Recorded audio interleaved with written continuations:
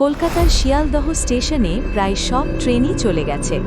Platform ফাঁকা, বাতাসে এক ধরনের শীতলতা। হঠাৎ মাইকে ঘোষণা হলো, শেষ লোকাল ট্রেন শিয়ালদহ থেকে বারাসত, প্ল্যাটফর্ম নাম্বার ৩। রিমন, এক অফিস কর্মচারী, তাড়াহুড়ো করে সেই ট্রেনে উঠল। পুরো বগিতে সে একাই বসে আছে।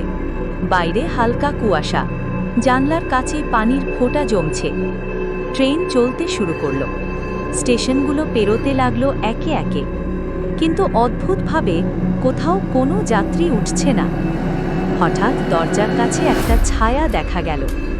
এক মহিলা, সাদা শাড়ি পরা, ভিজে চুল, চোখ দুটো অস্বাভাবিক ফাঁকা।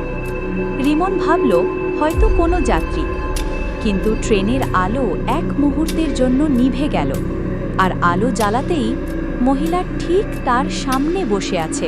রিমন গলা শুকিয়ে গেল। মহিলা আস্তে বলল, এই ট্রেনে কেউ নামতে পারে না। কি বললেন? রিমন জিজ্ঞাসা করতেই মহিলা হাসল। সেই হাসিটা এমন ঠান্ডা যেন বরফের মতো জমে যায় রক্ত। পরের মুহূর্তে ট্রেন থেমে গেল।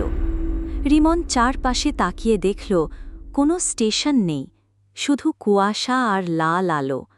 আর সেই মহিলা ধীরে ধীরে তার দিকে এগিয়ে আসছে। তারপর শুধু একটি চিৎকার শোনা গেল ট্রেনের ভেতর থেকে, আর ট্রেনটা মিলিয়ে গেল কুয়াশার ভেতর। পরদিন সকালে রেল কর্তৃপক্ষ জানাল, গতকাল সেই সময়ে কোনো ট্রেনই ছাড়েনি।